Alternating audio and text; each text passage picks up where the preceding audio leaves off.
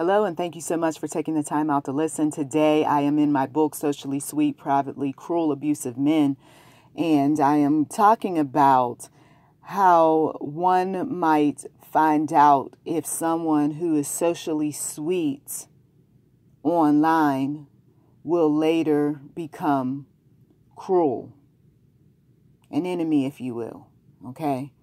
Because oftentimes we meet people on the internet and we don't have a clue if this is that troubled one, that one who's a bit disturbing in reality. And we don't want to take any chances. That's why there is that long hesitation about meeting someone. I'm going to drag this thing out before I go and meet up with this person or spend quite a bit of money to get on a plane and sit down and learn a thing or two. Because I kid you not, we live in such a dark world at times with people who have some ill intentions. You can never be too cautious, too careful. This is why for those of us who are believers, we ask in Jesus' name for the Lord to be with us, to put his angels of protection all around us, to let no weapon formed against us prosper. So, just as there's the socially sweet man or woman out there talking amongst the group, they can also be privately cruel at home and elsewhere. But today's focus is on those who are socially sweet online, but possibly cruel offline. Borderline insulting sexy talk is the first point. Does he really know you that well to say the kind of things that he does so soon? We've got some men who are very quick to talk about how beautiful and sweet and nice, and then it starts turning into some sexy talk. A bit premature for all of that, right? But he's letting the woman know that that is his intention, is to bed her. Whether she's turned off or turned on, that is his intention. So, could he be a bit pushy once they meet? Well, if he's pretty forcible about what's coming out of his mouth, and as much as she says she doesn't like that, but yet he keeps talking sexy anyway, there's that possibility he's going to be pushy when the two of them are together. Point 2, too many questions about your personal life. Does he even have one? Why does he have to know every detail about you within a week or even a month of getting to know you? It seems as if he wants to learn everything about you within 1, 2, maybe 3 conversations. And then when you say, well, I'm not quite comfortable meeting you, now he's persuading you into meeting him sooner rather than later. Point 3, you don't feel comfortable enough with him online to meet him in person. And when you communicate this, he pressures you or he has harsh words for you. Now, why should you be persuaded into doing something that you're not really wanting to do? But what do many women do? They dismiss their feelings. Oh, I'm just being a bit paranoid because the last guy, oh, well, sometimes I can be a real, what about these things? Don't beat yourself up about a normal feeling. You don't feel comfortable yet. And you should go with that feeling, because when somebody is troubled in their mind, they usually show you who they really are if you just give them enough time to mess up, so to speak.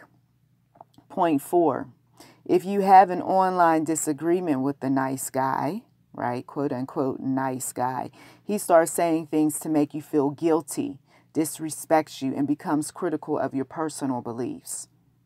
So he didn't appreciate your feedback about something he said, or you may have communicated that you don't like certain things that he likes, and he takes that personal. Really? Okay, let's delay meeting. Because, there's this overreaction, this strange way of just behaving towards me because I don't agree with what you're saying, because you don't like my thoughts, my personal preferences. You got yourself a winner. Point 5, he makes promises he can't keep. He promised to call you back. He didn't. He promised that he was going to send you something, and he didn't. He promised that he was going to share a link, and he didn't. You see, there's a track record being built up, and most likely he is one for not keeping his promises if you were to meet in person. Or he may keep what he feels comfortable keeping. Okay, we got those individuals too. Well, I know I said this, but I don't really feel comfortable in keeping this promise. So I'm going to select what's more convenient for me. And besides, I don't want to spend this money, But yet, he said all these wonderful things, though, to draw you in. Point 6, he wants your address so he can send you something, yet shows up at your door unannounced. So for some individuals, these women have given their addresses, and they thought they were getting something in the mail before they saw the man show up. And instead, the man shows up. That's a bit scary. A woman shared with me about an individual who was supposed to be sending her something, like flowers or peaches or something like that, because they had this conversation. It was peaches. They had this conversation about peaches, and so he had this nice little note with these peaches. But the thing is that's a little bit forward to already be sending a gift, and the woman felt uncomfortable because she didn't know him for 24 or 48 hours, and on top of that, she was concerned about him showing up, you see. And so he dropped the items off, but he was hoping to see her, but she wasn't comfortable in seeing him, okay? She felt as if he was being a bit pushy. Point 7, he fakes interest in your life just so that he can sleep with you again. So maybe the mistake was already made, right? Went on, had sex, but now I don't want to do this again. So he wants to lure her back into being interested in him. So he's got to ask all these questions that he really could care less about the answers, but I just want to relive that moment all over again. And it's pretty clear that that's what he's after. And in the case of this woman, she felt like that's what the guy was doing. He was trying to get close to her so that they could be intimate. Point 8, he attempts to keep other men at bay by trying to hoard all your free time via phone or in person. So you don't have any wiggle room to meet anybody, to see anybody. He's there when you go to work. He's there when you come home. He calls you during the day. He knows what time you go to lunch, so he makes sure that he calls and he stays on the phone practically your whole lunch, okay? Not a good sign. I do have a life. I do have friends. I do have relatives. I don't need you hoarding all my time, you see. And if you communicate it, whether nice or firm, now he has an attitude. You don't need a person like that. Point 9, he asks about your daily schedule so that he has some idea when he can call and come around to see you, watch you from afar, or get someone else to do it. Abusive men hope to catch you doing something wrong so that their mistreatment of you makes them feel justified. So the ones who are really at the top of the scale in terms of being abusive men do some things that will leave the hairs on the back of your neck standing straight up. These men pop up out of nowhere. They will tell you what you did, where you went, who you saw, And am I going to have a problem with that dude that I saw you hug the other day? Excuse me, where were you at? You didn't announce yourself. Don't worry about where I was at. Just know I'm watching you. What? Okay. Red flags are all over the place. Point 10, he claims he loves or likes, cares for you and your children, your pet, etc., so that you will trust him. Upon getting to know him, he will no longer act as caring. Okay. You find out he was just lust-filled and isn't very interested in you as he claimed. So for some of these men, once they got what they got, they move on. And all of that, how was your mother? And, I know you were talking about your cat and how sick he was. How, is your cat? All of that, so interested in you. Well, he got what he wanted the other night.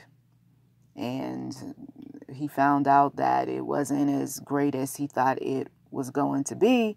And so now he's off looking for someone else. Point 11, he is very open to you relocating and living with him despite not knowing you for very long because he might have an agenda. Some individuals are very quick to open their doors to other people because, simply put, they're looking for some comfort in the meantime. They don't want to have to deal with their issues like getting over someone, which requires a bit of pain, right? Some tears fall. There's some upset, especially if it's been a long relationship that they had with someone. They're looking for a rebound. They're looking for somebody to just cook and clean and do whatever that previous woman did for them. Okay. So it's sad that this sort of thing goes on, but when you are in the know, you're going to be more likely to watch the next go round before you get sucked in. And the last point is he is often lonely and expects you to meet his every emotional and physical need. Okay. So this is what these socially sweet, privately cruel, abusive men do. It's cold-blooded, I know.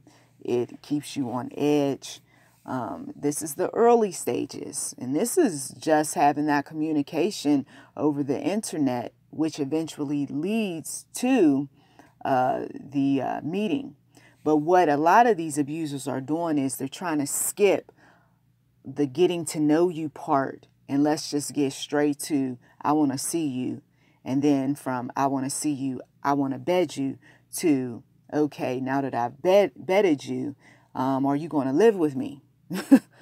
And then when things don't work out, now it's discard and on to the next one. And narcissists are good for doing this sort of thing. So be on alert when it comes to the socially sweet online date who turns into the privately cruel individual who you end up living with and possibly having children, getting married and all of that, and wishing you never did any of it. A lot of people have their share of regrets.